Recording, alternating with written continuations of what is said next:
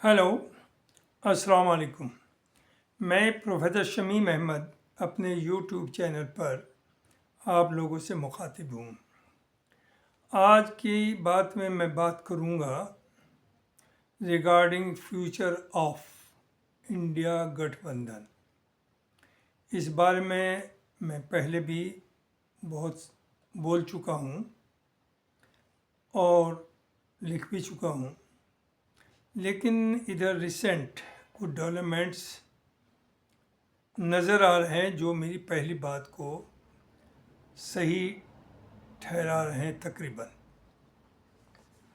देखिए, इंडिया गठबंधन जो है वो बना था, एक तो ये कहिए कि एक अपॉर्चुनिस्टिक अलायंस था और सबका चूँकि अपना इंडिपेंडेंटली अपनी स्टेट्स में बीजेपी को पावर में आने से रोकने का था।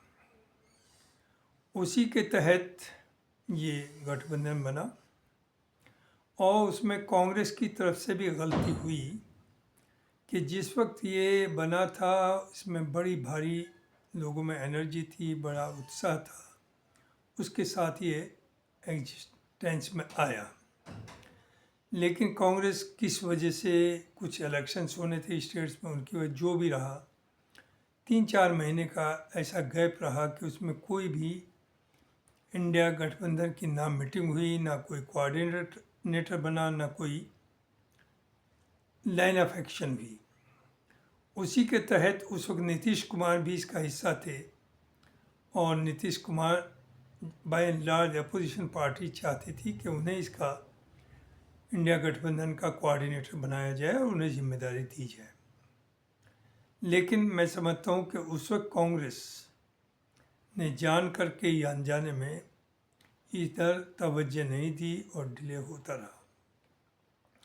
अब सिचुएशन ये है कि उस वक्त तो इलेक्शन ये सब इकट्ठे आए, इनकी सबकी मजबूरी थी और वो मजबूरी ये थी कि कोई भी जो ये पार्टीज़ है, रीजनल पार्टीज़, वो चाहती थी कि बीजेपी उनकी स्टेट्स में पावर में ना आए। दूसरी तरफ चूँकि कांग्रेस एक नेशनल पार्टी, सिर्फ कांग्रेस या बीजेपी दो ही हैं और कोई नेशनल पार्टी नहीं है ऑल इंडिया लेवल पर, तो उधर राहुल गांधी की जो पदयात्रा हुई उससे बड़ा भारी रेस्पॉन्स मिला उन्हें और उनकी पॉपुलैरिटी एक्सपोनेंशियली बढ़ी। और उस वक्त सबको, अपोजिशन लीडर्स को ये लगा कि Rahul Gandhi will be an asset, उन्हें साथ लेके चला जा सकता है। और जो गलत फहमियाँ भी थी उनके बारे में कि गांधी फैमिली ही अपना कब्जा रखना चाहती है कांग्रेस पे, उस चीज़ को भी राहुल गांधी ने, इन लोगों ने ख़त्म किया खड़गे जी को ला करके, जो खड़गे जी एक दलित भी हैं और उन्हें पार्टी प्रेसिडेंट बनाया और इससे लोगों का कॉन्फिडेंस उसमें आया। दूसरी, राहुल गांधी की जो सोच चल रही इस वक्त, उससे बाय एंड लार्ज जो भी एंटी बीजेपी लोग हैं या जो बीजेपी को सपोर्ट नहीं करते, वो इसे इनकी सोच के साथ खड़े हो गए, लिहाजा अलायंस हुआ। लेकिन देखने में यह आया कि रिसेंट इलेक्शंस में, जैसे कि हरियाणा या महाराष्ट्र में इंडिया गठबंधन कहिए या कांग्रेस, हरियाणा में तो कांग्रेस कहिए, कि वो कामयाबी जो एक्सपेक्टेड थी वो नहीं हुई। दूसरी तरफ जो ये रीजनल पार्टीज हैं, ये बाय एंड लार्ज कांग्रेस ही में से अलग हुए लोगों ने बनाई है। जैसे आंध्रा में जगन मोहन रेड्डी, तेलंगाना में चंद्रशेखर राव, टीएमसी ममता बनर्जी, वो भी कांग्रेस से आई हैं, और शरद पवार, वो भी कांग्रेस ही से गए हैं। फिर आता है समाजवादी पार्टी यूपी में और आरजेडी बिहार में। इन सबको साथ साथ कांग्रेस के आ तो गए, लेकिन इनमें ख़तरा ये भी है कि जो वोट है अगेन बीजेपी के खिलाफ वाला, उसमें बंटवारा होगा और इन्हें ये ख़तरा है कि कहीं वो वोट कांग्रेस की तरफ ना खिसक जाए, क्योंकि जो वोट बैंक है इन सब अपोजिशन पार्टीज का वो तकरीबन एक ही है। तो अगर कांग्रेस स्ट्रांग होती है तो उन्हें यह खतरा कि ज़ाहिर है it will be at the cost of these regional parties. तो उन्हें ये डर है और वो नहीं चाहते कि कांग्रेस ज़्यादा पनपे। यहाँ तक है कि कुछ लीडर्स का तो अपोजिशन की रीजनल पार्टीज का ये कहना है और हमेशा सोच रही कि आइदर वी और बीजेपी, या तो हम पावर में आए वरना बीजेपी पावर में आए। चूँकि उन्हें यह खतरा अगर कांग्रेस पावर में आती है तो जाहिर है that will be at the cost of these regional parties. तो ये डर उन्हें सता रहा है। और इसी के तहत अब रिसेंटली आपने देखा होगा कि 5, 7, 10 महीने से समाजवादी और कांग्रेस के बीच में भी खींचावट है।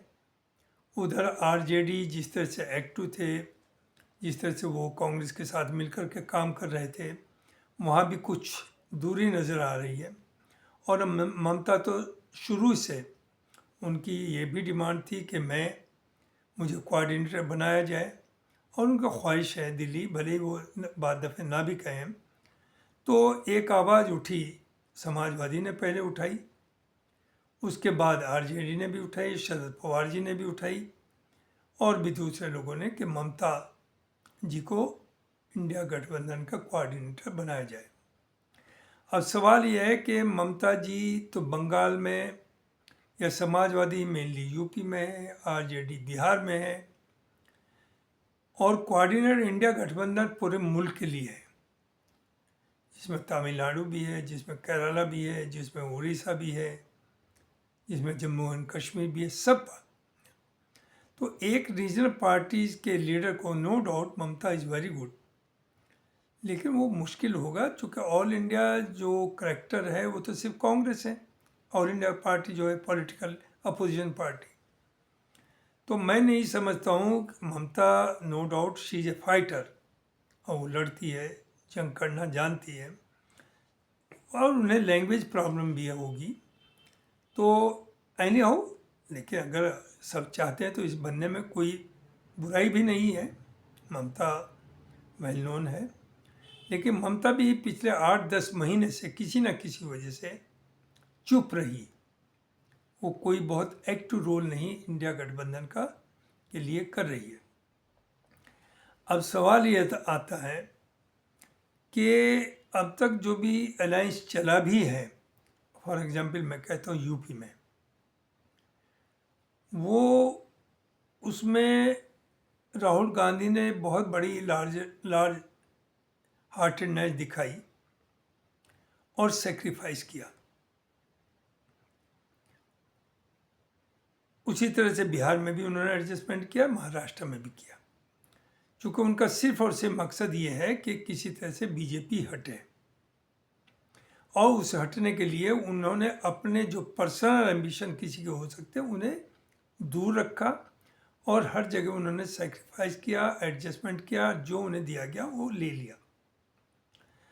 लेकिन अब जैसे मुद्दे उठा रहे हैं राहुल गांधी, ख़ासतौर से अडानी का, करप्शन का, तो उस करप्शन के, अडानी के मामले में ये सब जो अपोजिशन के लोग हैं बोलने को तैयार नहीं है। और आज अखिलेश का भी ये स्टेटमेंट आया, और आज उनकी जो पत्नी है member of parliament Dimple Yadav, उनका भी आया कि हमारे अडानी और उससे कोई मतलब नहीं, पार्लियामेंट चलनी चाहिए। देखिए, ये कहने में कोई दिक्कत नहीं होनी चाहिए, लेट अस बी फ्रैंक, कि पॉलिटिक्स हिंदुस्तान की कोई भी पार्टी ईमानदारी से तो नहीं चल रही। अगर चल रही किसी हद तक तो सिर्फ और सिर्फ आप पार्टी चल रही है, केजरीवाल की, और यहाँ ईमानदारी से चलने देना भी नहीं लोग चाहते। वो ईमानदारी से चल रही है, उनके यहाँ कोई करप्शन आज तक प्रूव नहीं हुआ, लेकिन बहरहाल वहाँ चीफ मिनिस्टर को भी जेल में रखा गया, डिप्टी चीफ मिनिस्टर को भी रखा गया, और भी मंत्री उनके जेल में रखे गए, और जो करप्शन कर रहे हैं उनकी फाइलें भी सेंटर के पास है। तो मैं ये समझता हूँ, चूँकि चाहे वो समाजवादी हो, बीएसपी का तो ऑलरेडी है, दे हैव सरेंडर्ड, मायावती तो सरेंडर कर चुकी है, चूँकि जानती है जिस दिन उसकी फाइल खुलेगी with in 2 days she will be behind the bar.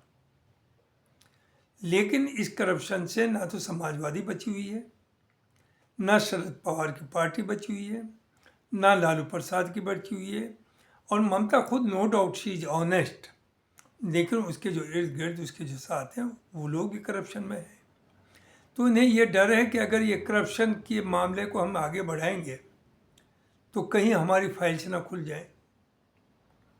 और कांग्रेस इस वक्त और वैसे भी जितने भी नेशनल या इंटरनेशनल इश्यूज हैं उन पर अगर कोई स्टैंड ले रहा है या कोई बोल रहा है वो सिर्फ कांग्रेस है, और उसमें ख़ास तौर से राहुल गांधी और खड़गे जी बोल रहे हैं। तो जो हालात हैं इस वक्त उससे ये अंदाज़ा होता है कि ये इंडिया गठबंधन तकरीबन ख़त्म होने के ऊपर है, कगार में। और इसके ख़त्म होने से नुकसान सिर्फ कांग्रेस का नहीं होगा, सबका होगा, इंडिविजुअली हर पार्टी का होगा। जैसे मैं पहले केस लेता हूँ यूपी का, उत्तर प्रदेश। यूपी में 2019 में मायावती से अलायंस था समाजवादी का, और समाजवादी के मायावती का वोट 22% दलित है, लेकिन नहीं है, उनका वोट 12-13% पर रह गया था, धीरे धीरे डाउन आया।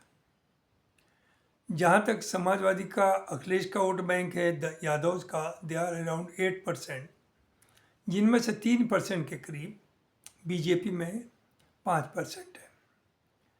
अब बचा मुसलमान। हालांकि मुसलमान की सपोर्ट या अपोजिशन से ना कोई हारता है ना जीतता है, लेकिन फिर भी एक पुश मिलता है। 19 में भी गठबंधन के नाम पर मायावती के और समाजवादी के गठबंधन जो पार्लियामेंट का इलेक्शन था, 90% मुस्लिम्स ने इस गठबंधन को वोट दिया। 22 में इलेक्शन हुआ और 22 में भी 94% का एक वो डेटा आया है कि 94% Muslims voted for Samajwadi party, लेकिन मेजोरिटी तो तब भी नहीं आई। मुसलमान वोट जो है वो बीजेपी को नहीं हरा पाया, ना इन्हें जिता पाया। तो वो तो अलग बात करूंगा कि मुसलमान को क्या करना चाहिए, लेकिन ये हुआ। उसके बाद 2024 में अखिलेश नहीं चाहते थे, शुरू में बहुत रिलक्टेंट थे कि कांग्रेस से अलायंस करें, लेकिन जब उन्हें फीडबैक मिला कि जो 2022 में मुस्लिम वोट 94% आपके साथ था, उसमें अब वो सिर्फ 4% आपके साथ है, 90% वो कांग्रेस के साथ जा चुका है। जब ये फीडबैक मिली और पार्टी के जो उनके अच्छे, ऑनेस्ट और सिंसियर हमदर्द हैं और वर्कर्स हैं, उन्होंने भी फील्ड में देखा और उन्हें फीडबैक दी कि आप उस गलतफहमी में न रहें कि 2022 में आपको इतनी सीट मिली और इतना वोट मिला, वो आपका ख़त्म हो गया। लिहाजा उन्होंने अलायंस किया, लेकिन एरोगेंस उनकी इतनी ज़्यादा रही कि जो ऑल पार्टीज़ को उन्हें अपने से जोड़ना चाहिए था, जैसे रावण भीम आर्मी पार्टी के जो चंद्रशेखर आज़ाद हैं, वो एक नौजवान दलित उभरता हुआ चेहरा है, और वो ज़ाहिर है मायावती उसे पूरी तरह से दबाने की कोशिश कर रही है, बदनाम कर रही है, लेकिन लोग उसके साथ आ रहे हैं। और ये देखिए कि 10 से 20% सीट्स पर 1000 से ये 100 से लगा करके 10,000 वोट से जीत हार होती है। तो अगर चंद्रशेखर के आज़ाद के इंडिया गठबंधन आने से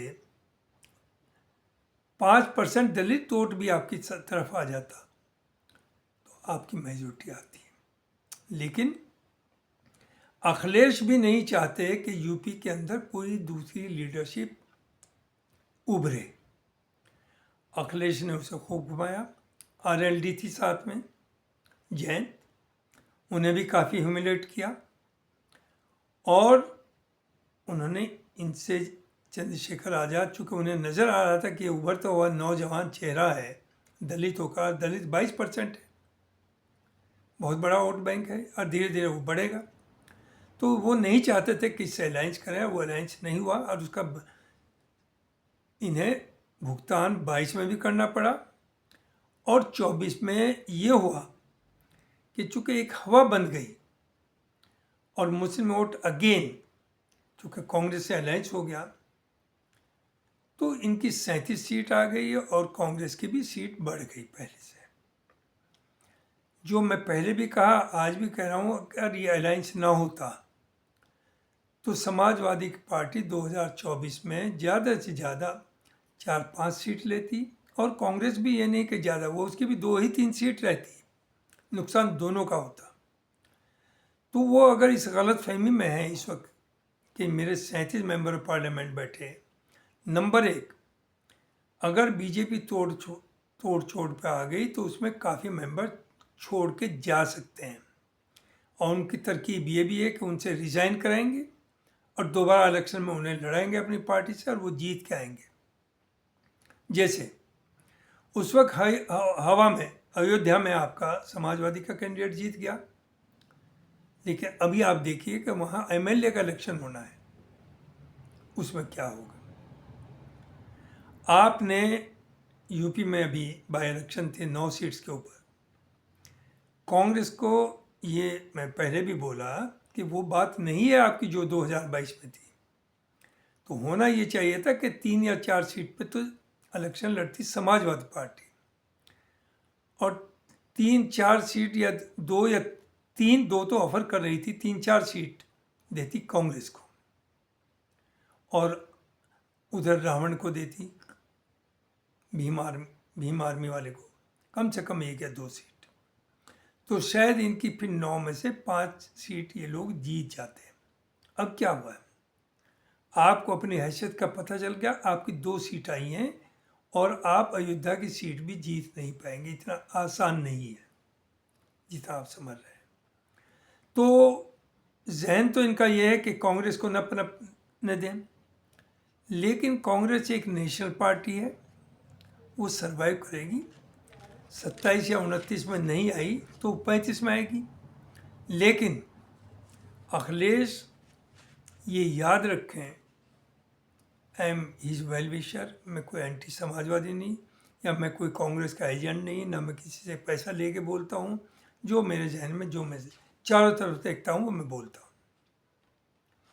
कि अगर 27 में समाजवादी अच्छा नहीं करती, जो कि मेरा आज ये कहना, जो आज के हालात है कि 100% बीजेपी 27 में पावर में आएगी, तो उसके बाद समाजवादी हिंदुस्तान के पॉलिटिकल मैप से गायब हो जाएगी। और दूसरी चीज़ समाजवादी पार्टी का, कि समाजवादी पार्टी भी वही कर रही है जो सब ये कहने को सेकुलर हैं। To be very fair, Hindustan में ना कोई सेकुलर है ना कोई कम्युनल है, ये सिर्फ पावर कैप्चर करने के लिए गेम चलते हैं।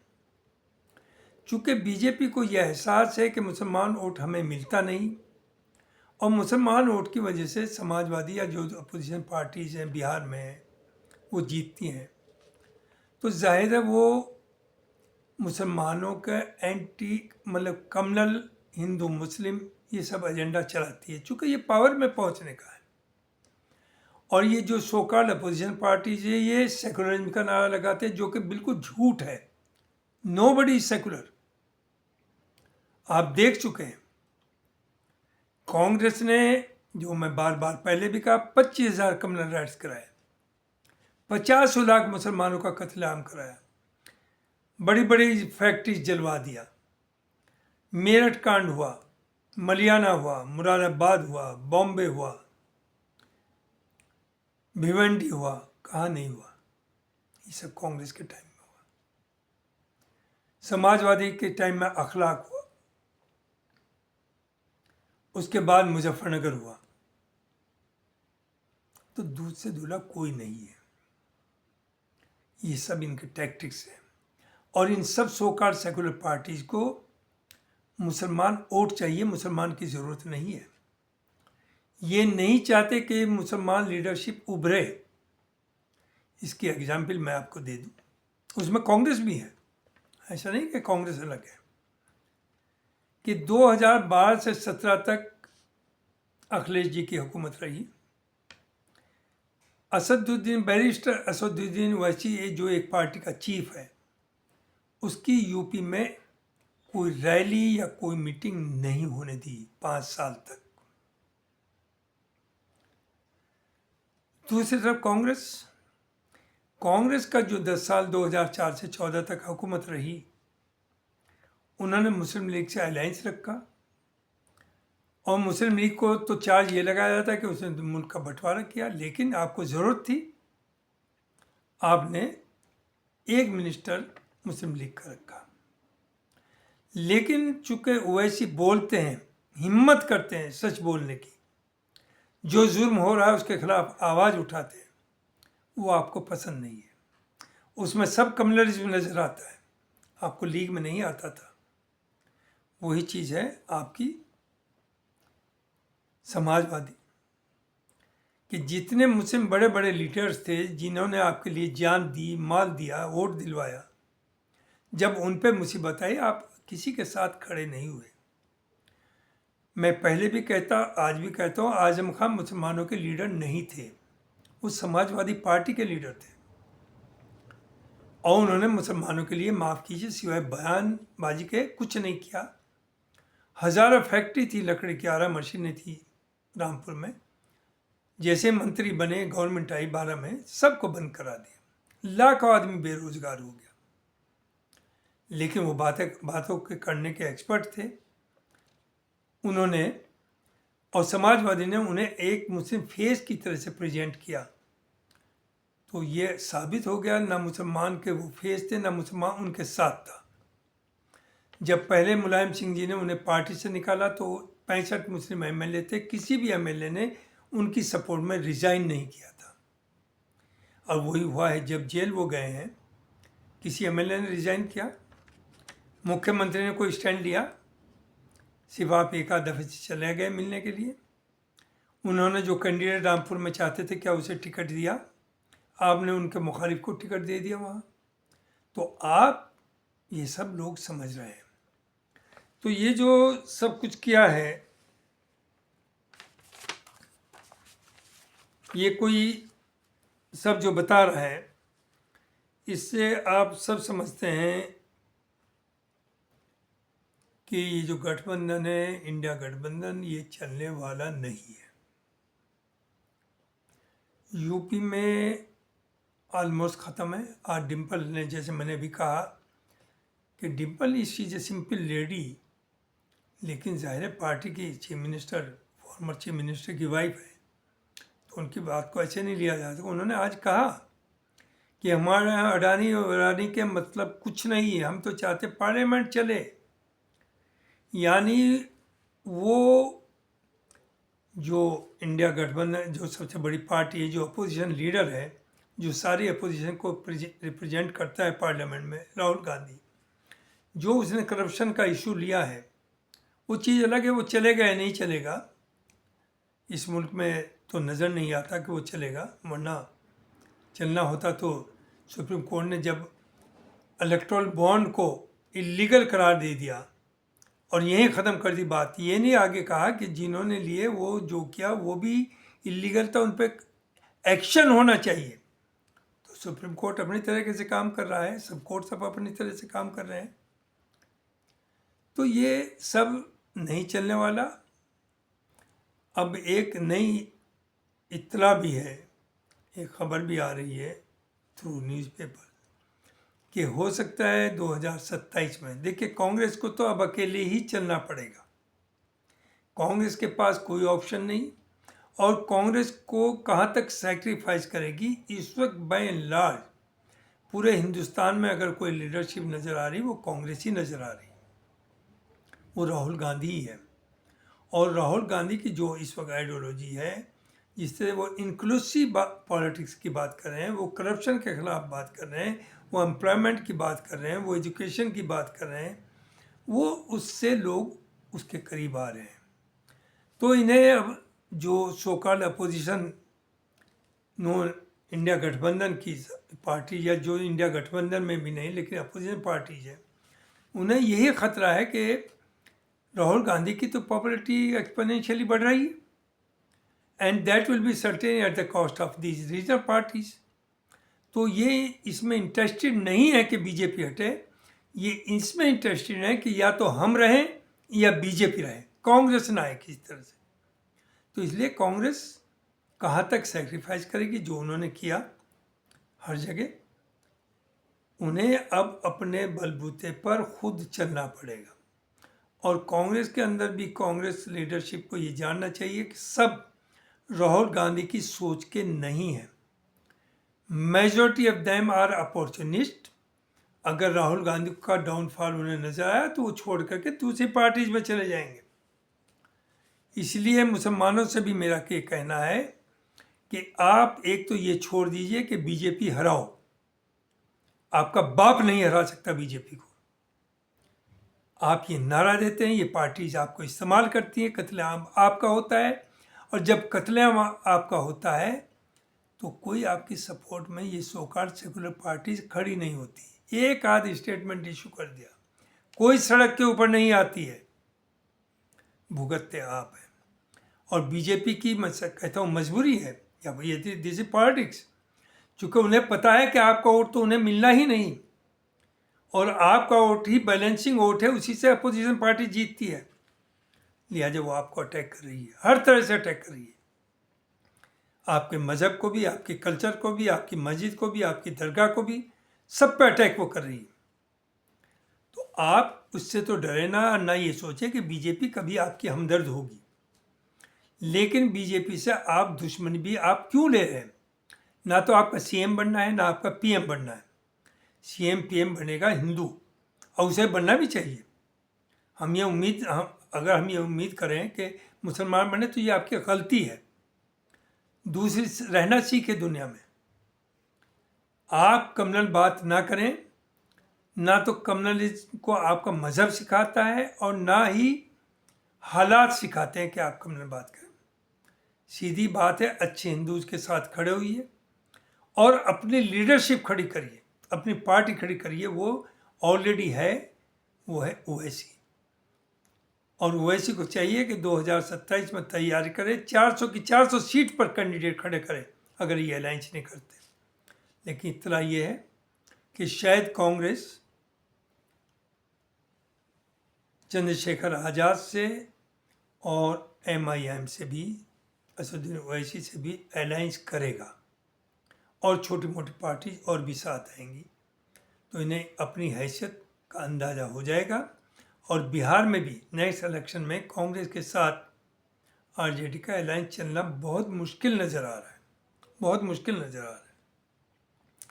तो ये मुझे कहना था कि अब ये उम्मीद जो आप नाच रहे थे, डांस कर रहा था, ख़ासतौर से मुसलमान कूद रहा था कि इंडिया गठबंधन बन गया और बीजेपी हट जाएगी। बीजेपी नहीं हट रही। बीजेपी ना 27 में झूठ नहीं बोलिए, लोगों के गलत हिम्मत मत अफजाई करिए। ठीक है, ईवीएम मशीन भी है, बेईमानी हो रही, इसमें दो शक नहीं, मैं ये नहीं कह रहा हूँ, लेकिन वो बेईमानी आगे भी चलेगी। तो ना तो 27 में आ पा रहे हैं, ना 29 में आ रहे हैं। तो मुसलमान तो ये बीजेपी हराओ इसे छोड़े। कायदे की बात तो मैं ये समझता हूँ, जो मैं बार बार पहले भी कहा, कम से कम आने वाले 2-3 इलेक्शन में कोई भी मुसलमान कैंडिडेट खड़ा ना हो। जो मुसलमान कैंडिडेट खड़ा होता है उससे कम्युनल माहौल बनता है, और वो जो कैंडिडेट जीतता है वो मुसलमानों का रिप्रेजेंटेटिव नहीं होता, वो अपनी पार्टीज का लॉयलिस्ट होता है। आज तक की हिस्ट्री रही है 70 साल की, कि जितने भी एमएलए एमपी इलेक्ट होके जाते हैं मुसलमान, वो वोट मांगते भाई के नाम पर, लेकिन कभी भाई के पर जब आफत आती है वो ना एक वर्ड बोलते हैं, ना कोई एक्शन लेते हैं, ना पार्टी की अपनी लीडरशिप से इसके बारे में बात करते हैं। So we are the most corrupt community, most opportunist. जबान सख्त है, वो मैं आदत से मजबूर हूँ, ऐसे बोलता हूँ। लेकिन आप अपनी पार्टी, अपनी लीडरशिप खड़ी करिए, वो तय करेंगे फिर कि वो किससे अलायंस करें। और वोट भी जो दें किसी एक पार्टी को ना दें, टैक्टिकल वोटिंग करिए, अच्छे कैंडिडेट को इलेक्ट करिए। बीजेपी में भी बहुत से कैंडिडेट्स ऐसे हैं जो आपके कांग्रेस हो या समाजवादी हो, इन सब इनके कैंडिडेट से ज़्यादा बेहतर हैं। They nobody who is secular, they nobody who is communal. ये मुझे कहना था कि आने वाला फ्यूचर इंडिया गठबंधन के लिए अच्छा नहीं है और इंडिया गठबंधन सर्वाइव करना बहुत मुश्किल है। हालांकि अगर ये ना रहा तो नुकसान जो ये रीजनल पार्टीज हैं इनका ज़्यादा होगा, कांग्रेस का तो होगा। Thank you very much.